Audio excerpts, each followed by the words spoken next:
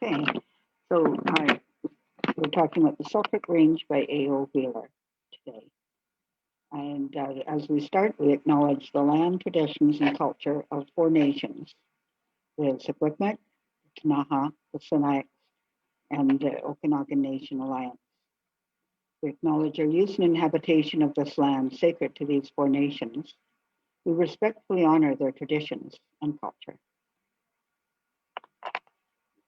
So the Selkirk Range is a book which was written by A.O. Wheeler.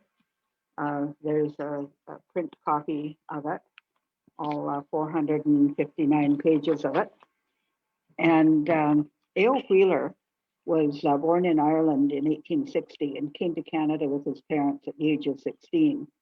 He began an apprenticeship as a surveyor and qualified as an Ontario land surveyor in 1881, and then as a Dominion land surveyor in 1882. He worked for the Department of the Interior with Dr. Edouard Deville, who trained him in phototopographical surveying, which came in very handy when he began his survey of the Selkirk Range. His first wife was Clara Macoun, who is the daughter of the Dominion naturalist and botanist, John Macoun. And John Macoun's work features in the Selkirk Range as well. They had one son, Oliver Edward Wheeler, who became a Surveyor General of India. His second wife was Emmeline Savitard, and we have a signed book, one copy of the Selkirk Range, which was signed by Emmeline Savitard to Emmeline Savitard Wheeler and given to Earl and Estelle Dickey, who later donated it to the museum. So the Selkirk Range was submitted as a report to the Honorable Clifford Sifton, who was the Minister of the Interior in Ottawa. It was published by the Department of the Interior in 1905, and it's a 459-page book, plus a boxed set of maps. There's a bound box with the individual maps inside.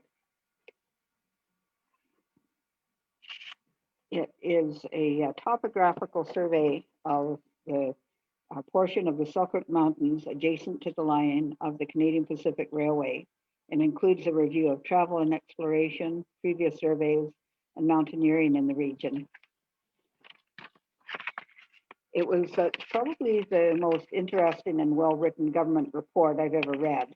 There's a lot of anecdotal information in there, just a really fascinating book. So I'm just going to give an overview of the book today and mention some of the anecdotes that are included. So they did spend 2 seasons doing surveys.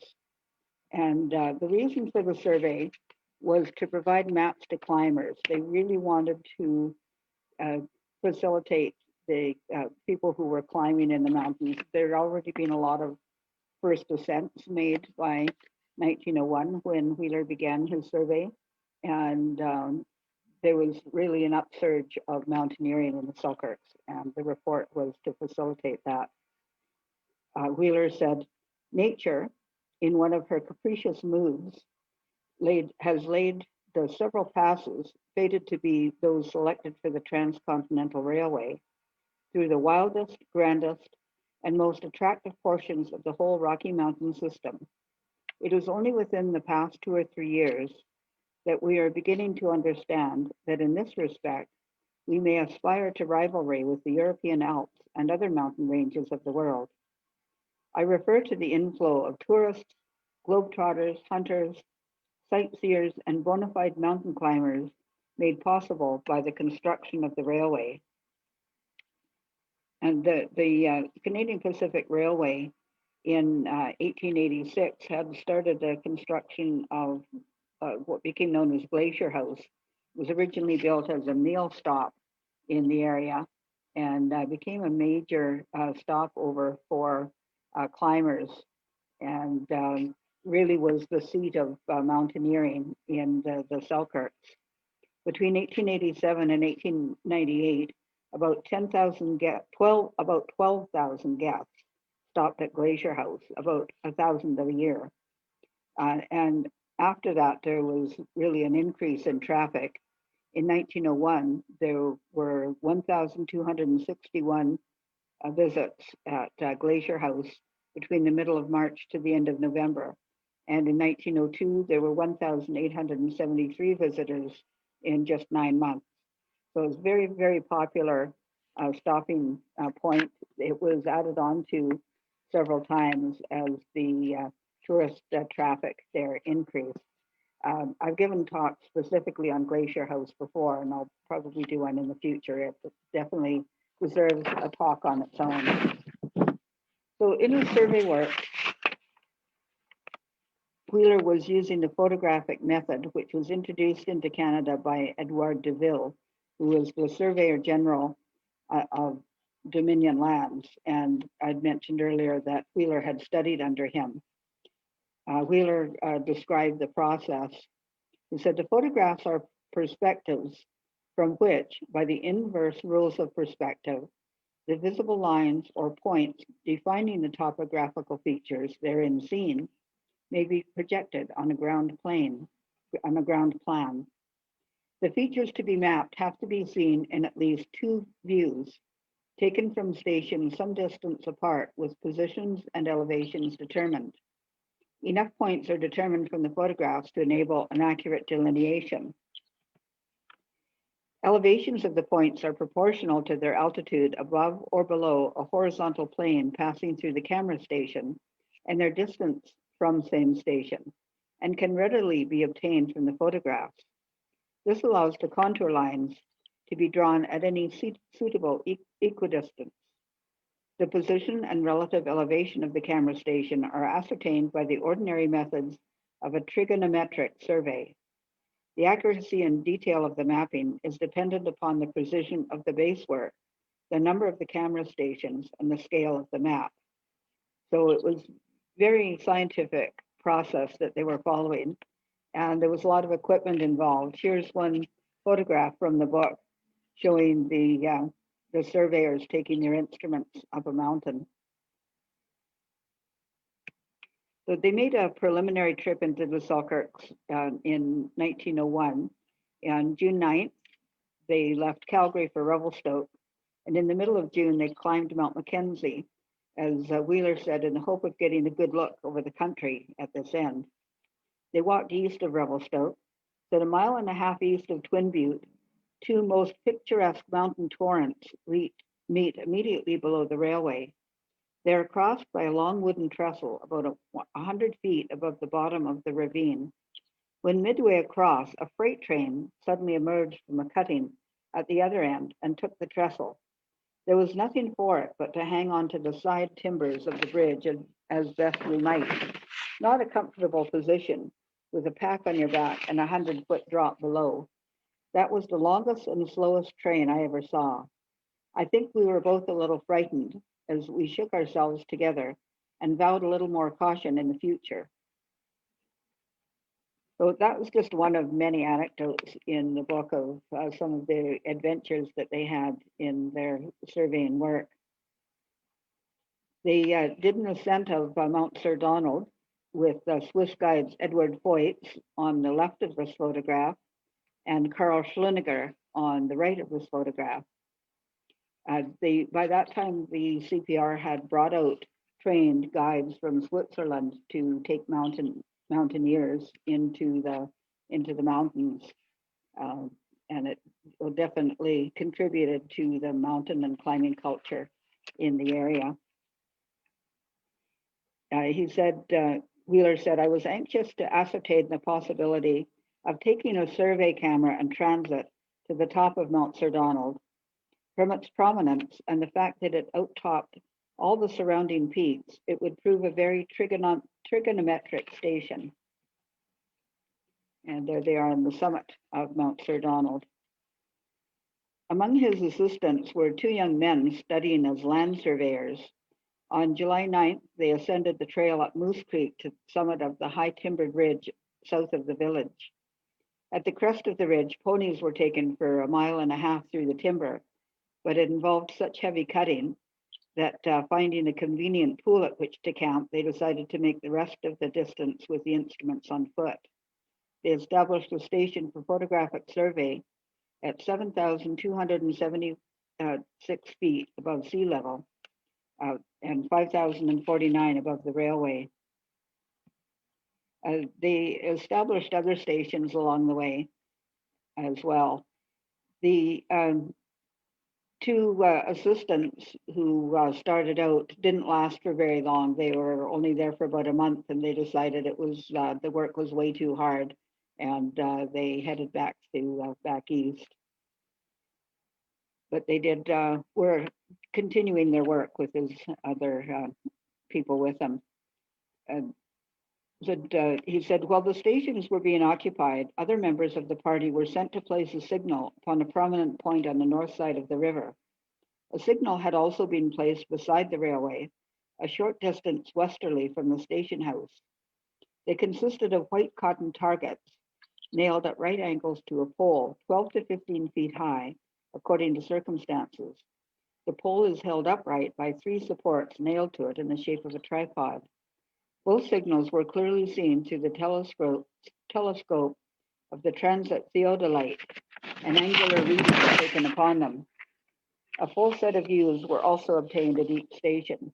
So as you can see, it was very involved work. On the 13th and 14th of July of 1901, they made a trip up the north branch of the Yellow Silhouette along a road leading to Waverley Mine. He said to occupy the next station, it was necessary to cross the main river. This was accomplished by means of a wire cable, consisting of 4 telegraph wires twisted together. They had been stretched across near the mouth of Silver Creek, tributary from the north, joining the Yellow Silhouette about 2 miles below the village. The cable is secured at one end to a beam on which rock has been piled, and on the opposite bank to a tree stump. The river is here about 150 feet wide and rushes like a mill sluice 50 feet below. A narrow board bolted to a 2-wheeled trolley on the cable forms the medium of transit. An endless rope enables the trolley to be hauled to and fro. The contrivance looked old and worn and decidedly suggestive of sudden death. When examining it for the first time, I asked an old prospector who happened along, "Do you think it will carry 2?" He replied, "I don't know, she don't been very strong." As this was my own opinion, the camp outfit was sent over by installments, and the passengers one at a time. Wheeler said it usually took them 2 days to set up a station and take the required photographs. He does a description of Devil's Club, which any climber, any hiker has encountered. The Devil's Club, what an experience is Devil's Club. Imagine a bare stick, an inch thick and 5 to 8 feet high, with a spread of tropical looking palmated leaves at the top, set off by a bunch of bright red berries. The entire surface of the stick is covered by sharp, fine spines, and the canes grow so close together that sometimes it is impossible to force a way through them without using an axe. The points of the spines break off in the flesh, causing it to fester and become very painful. The classic name Panax horridus sounds appropriate, but he went on to say, "I'm told that even Devil's Club has its uses. An enterprising druggist from Hamilton once went on a prospecting trip to the valley of Fish Creek, tributary to Arrow Lake. I do not know if he found minerals. At any rate, he found Devil's Club, and being a clever man, proceeded to turn it into gold. Shortly after his return, a new patent medicine appeared on the market entitled Rickman's Kootenai Cure for Rheumatism. It is, I understand, largely composed of the root of the Devil's Club." On August 27th of 1901, they headed for Rogers Pass. That said there was too much smoke in the Columbia Valley, so they had to go higher. But it was decided to ascend something easy for a start. So Mount Avalanche was selected and preparations made forthwith. They heard the whistle of a marmot, and he comments, "They are not by any means unpalatable when well cooked. We tried one that evening and found it good eating." They continued their survey work until October 8th, when most of the outfit, the ponies, and 2 members of the party were sent east to Calgary. And from October 13th to 15th, the Wheeler walked over the roadbed from Albert Canyon to Beavermouth with an aneroid barometer, taking the difference in elevation between railway and the river at each milepost and every crossing of the track. So they returned in 1902, and they established their camp at the summit of Rogers Pass on July 30th. They said it was the only spot where they could obtain pasture for their 8-pack of ponies. They arrived there on the evening of July 29th. He said after the dry, sunny weather of Alberta, it seemed quite refreshing and friendly on stepping from the express at Rogers Pass Station to find ourselves enveloped in a regular Selkirk Mountains rainstorm. I'm not sure if he was being a little bit sarcastic there or not. But they started their work in the Falcon Valley, that in the middle of August, they set off before 7 a.m. to ascend Mount Hermit. By 11 a.m., they were within 150 feet of the top. They had to decide whether to continue or to take photographs where they were. He said the best light of the day would soon be gone, and the question before us was, were we mountaineers or topographers? Alas, duty compelled a decision in favor of the latter, and as the little platform on which we stood commanded a grand view of the country required, we reluctantly gave up the summit. The altitude of the station is 10,052 feet, and that of the summit, 10,194 feet. In his report, he talks about the wildlife they see: caribou, deer, ptarmigan, bear, and other animals.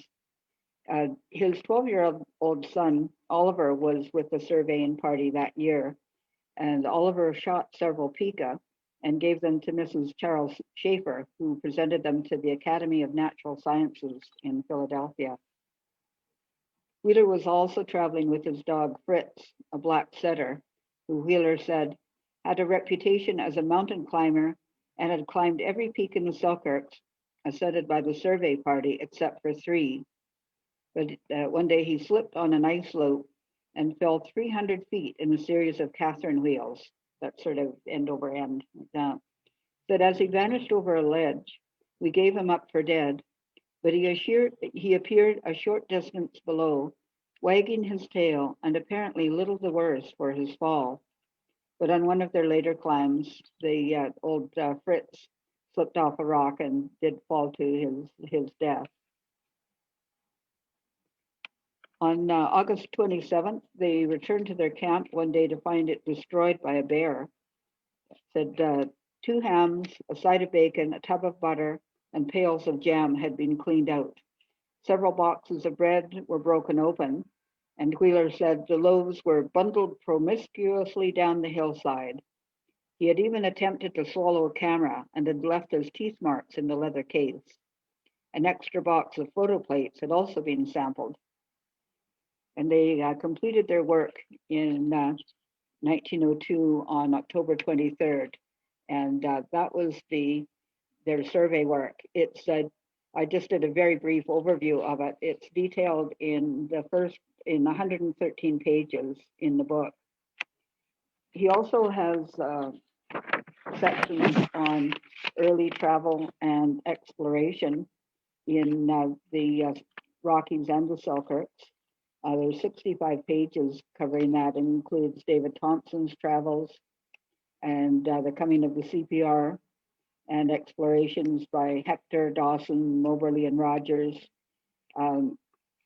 He mentions James Hector, who was part of the Palliser expedition that surveyed the Kicking Horse Pass. And the Kicking Horse Pass was named after an incident in which Sir James Hector was kicked by his horse, and the others in his party actually thought he was dead. And there's some accounts that say that they started digging his grave, but he managed to survive and they got out of there.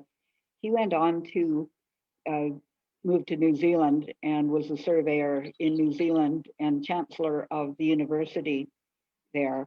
And in 1903, he came back to Canada, accompanied by his 26-year-old son, Douglas.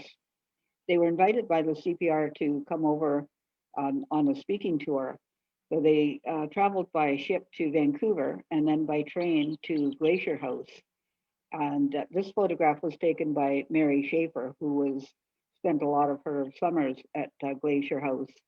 So this was in James Hector's later years, 1903.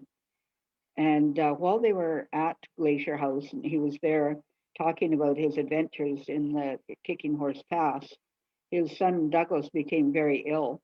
And it turns out he had appendicitis. And they put him on the train to Revelstoke, but his appendix burst and he died. He's buried in the Mountain View Cemetery at Revelstoke. And there's a very large granite marker on top. Some people actually think it's a crypt because it's that big, but it's actually a solid marble slab on top of the grave. And it was placed there in 1906. And A.O. Wheeler and Thomas Kilpatrick, who was the CPR superintendent in Revelstoke at the time, were in charge of raising money for that marker. They wanted to show their appreciation to Sir James Hector. At the same time, a monument was built and erected originally at Lake Louise and then later moved to the Great Divide in honor of Sir James Hector and the exploration work that he'd done in this area. This picture was taken by Mary Shaffer, and we believe it was possibly taken at the CPR Hotel in Revelstoke above the station. This is a photograph by Mary Shaffer, who was, and it's one of many of her photographs that appears in the book. She came to Glacier House several summers with her husband, Dr. Charles Shaffer. They were from Philadelphia. She did a lot of botanical studies of the area. She became quite well known in the region in her own right. There's some books written about her specifically. She's worth a talk of her own as well. Quite a remarkable person. There's also a section in there on other previous surveys and a section on mountaineering and Selkirks. This picture is of Mary Vaux at the tongue of the Illecillewaet Glacier. Mary Vaux came with her brothers to the Illecillewaet or to Glacier House several summers as well. And they were really fascinated by the Illecillewaet Glacier and started doing studies of the glacier. They were the first ones really to do any scientific studies of the Illecillewaet Glacier. And they continued that for several years. And Mary Vaux is considered one of the pioneering women in the Selkirks. There is a film done about Mary Vaux's story called Carving Landscapes. You can find that online. It was done by the filmmaker Agathe Bernard. And I recommend it's beautiful, beautiful film. You have a look at that. There's also one sub-chapter in the book about lady mountaineers in the Selkirks. And that's the actual title of the chapter, Lady Mountaineers in the Selkirks. One of the people that he talks about is this woman, Evelyn Behrens. And again, you can see this photograph was taken by Mary Shaffer. And he titled it First Ascent of Sir Donald by a Lady. It was August 3rd, 1901. Mr. and Mrs. Behrens of Kent, England were visiting at Glacier House. And they left the house with guides Carl Schleniger and Charles Clark. They left at 3:15 a.m. and reached the summit by 11:30 a.m. Mrs. Behrens did ride a pony to the end of the trail, but from then on she was hiking with the rest of them. She said, "When we first got on the rocks, I asked the guides how long it would take us to reach the top. Their reply was, 4 or 5 hours. I thought to myself, what nonsense. I am sure we can easily get there in an hour or so. Alas, my conceit was very quickly taken out of me, as I found that it was not such an easy climb as it looked." So there's quite a bit of other material in the book as well. There there's copies of it available to purchase online. It's not that cheap, but usually there's a few out there for sale. If you're really lucky, you will get the 2 volumes, which is the book and the maps. I've just put in like 3 of the maps here to give you an idea of what those maps entail. There were some that were copies of previous maps. So this was a copy of an 1888 map made by the Reverend William Spotswood Green, who was an early mountaineer in the Selkirk Range. He did a couple of first ascents. And so that's a reproduction of his map. And these are a couple of the sketch maps that they produced based on their survey work that they were doing. And you can see on this one, it says it indicates routes followed by Huber and Sulzer in 1890, the route followed by Green and LaPrince Ringet in 1888 and 1899, and a route followed by Vox in 1900, and then the present route. So a very detailed map. And here's another sketch showing the ascent of Swiss Peak and Rogers Peak, made from a photograph from Tupper Crest. So it's very, very comprehensive book. As I say, you don't expect a government report to be as fascinating as this one was.